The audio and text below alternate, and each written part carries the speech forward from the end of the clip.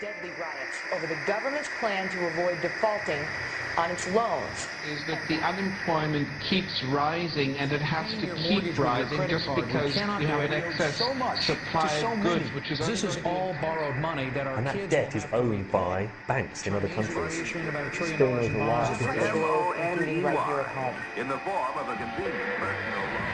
A filter cigarette that delivers the taste, and 45 malt liquor. Are you hot?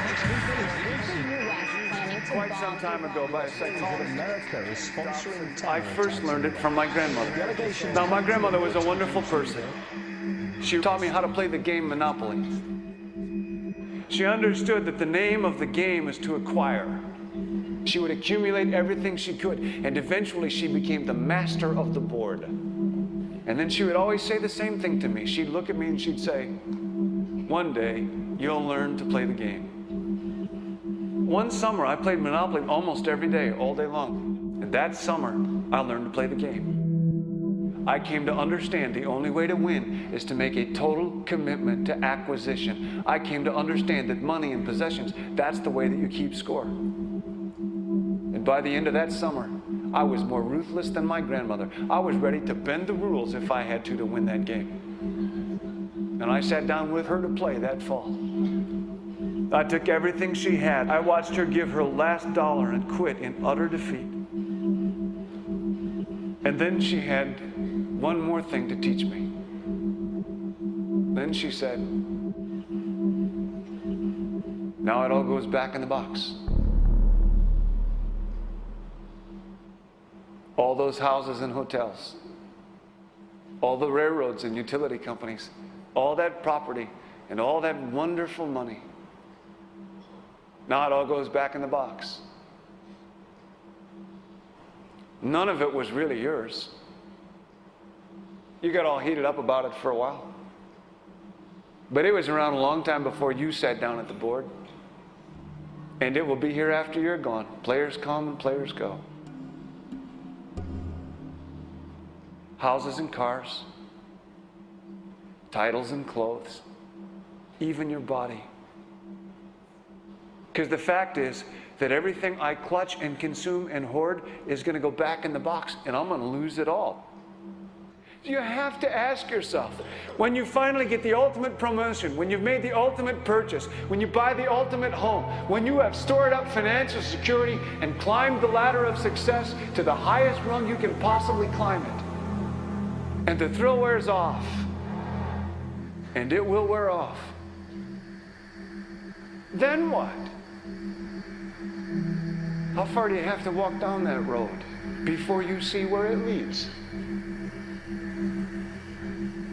Surely you understand, it'll never be enough.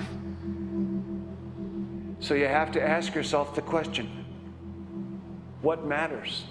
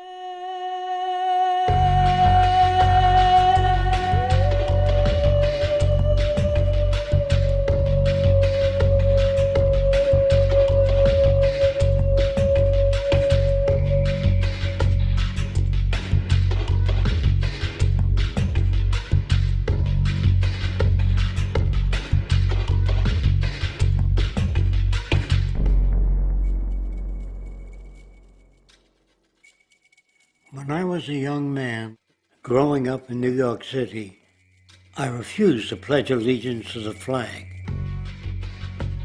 Of course, I was sent to the principal's office, and he asked me, "Why don't you want to pledge allegiance? Everybody does."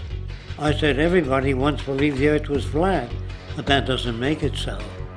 I explained that America owed everything it has to other cultures and other nations, and that I would rather pledge allegiance to the earth and everyone on it.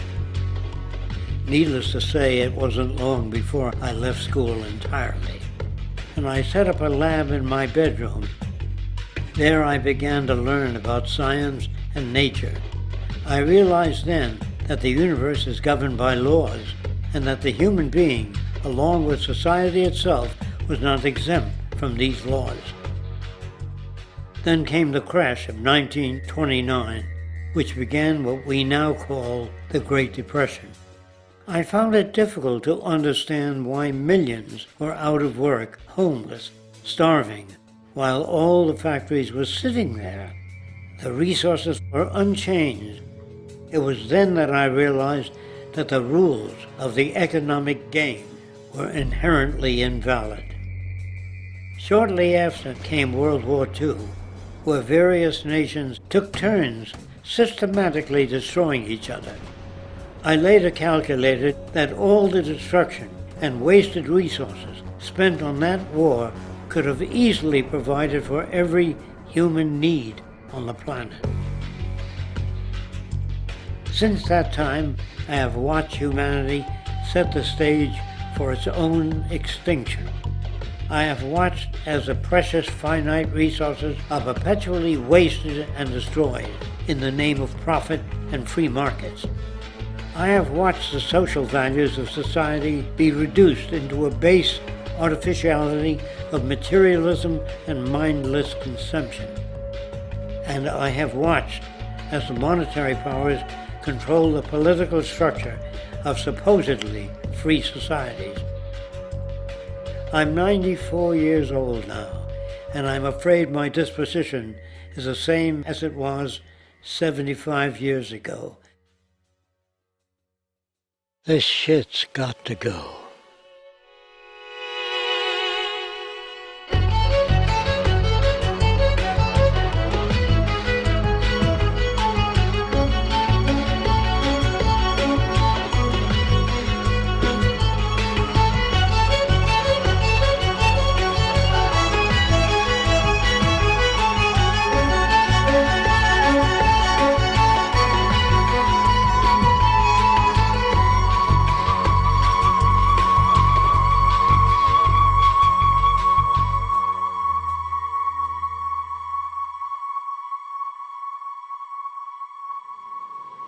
So you're a scientist, and somewhere along the way, hammered into your head is the inevitable nature versus nurture, and that's at least up there with Coke versus Pepsi or Greeks versus Trojans. So nature versus nurture, this by now utterly oversimplifying view of where influences on how a cell deals with an energy crisis, up to what makes us who we are on the most individualistic levels of personality. And what you've got is this complete false dichotomy built around nature as deterministic. At the very bottom of all the causality of life is DNA and the code of codes and the Holy Grail, and everything is driven by it. And at the other end, a much more social science perspective, which is we are social organisms, and biology is for slime molds. Humans are free of biology, and obviously both views are nonsense. What you see instead is it is virtually impossible to understand how biology works outside the context of environment. One of the most crazy-making yet widespread and potentially dangerous notions is, oh, that behavior is genetic. Now, what does that mean? It means all sorts of subtle stuff if you sort of know modern biology, but for most people out there, what it winds up meaning is a deterministic view of life, one rooted in biology and genetics. Genes equal things that can't be changed. Genes equal things that are inevitable and that you might as well not waste resources trying to fix, might as well not put societal energies into trying to improve because it's inevitable, it's unchangeable. And that is sheer nonsense.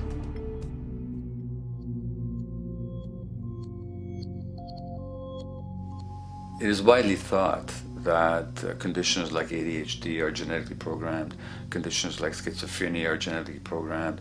The truth is the opposite. Nothing is genetically programmed. They're very rare diseases. I mean, a small handful, extremely sparsely represented in the population, that are truly genetically determined. Most complex conditions might have a predisposition that is a genetic component, but a predisposition is not the same as a predetermination. The whole search for the source of diseases in the genome was doomed to failure before anybody even thought of it, because most diseases are not genetically predetermined. Heart disease, cancer, strokes, rheumatoid conditions, autoimmune conditions in general, mental health conditions, addictions, these are none of them genetically determined. Breast cancer, for example, out of 100 women with breast cancer, only 7 will carry the breast cancer genes. 93 do not. And out of 100 women who do have the genes, not all of them will get cancer.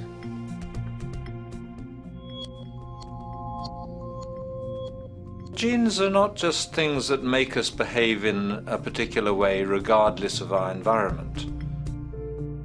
Genes give us different ways of responding to our environment.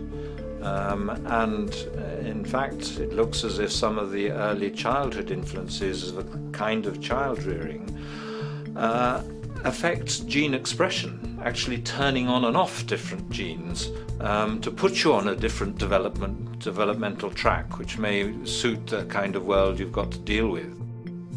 So, for example, a study done in Montreal with suicide victims looked at autopsies of the brains of these people. And it turned out that if a suicide victim, these are usually young adults, had been abused as children, the abuse actually caused a genetic change in the brain that was absent in the brains of people who had not been abused. That's an epigenetic effect. Epi means on top of, so that the epigenetic influence is what happens environmentally to either activate or deactivate certain genes. In New Zealand, there's a study that was done in a town called Dunedin, in which a few thousand individuals were studied from birth up to into their 20s. What they found was that they could identify a genetic mutation, an abnormal gene, which did have some relation to the predisposition to commit violence, but only if the individual had also been subjected to severe child abuse. In other words, a child with this abnormal gene would be no more likely to be violent than anybody else, and in fact they actually had a lower rate of violence than people with normal genes, as long as they weren't abused as children.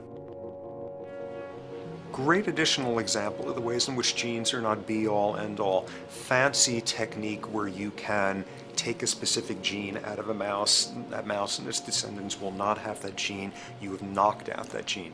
So there's this one gene that codes for a protein that has something to do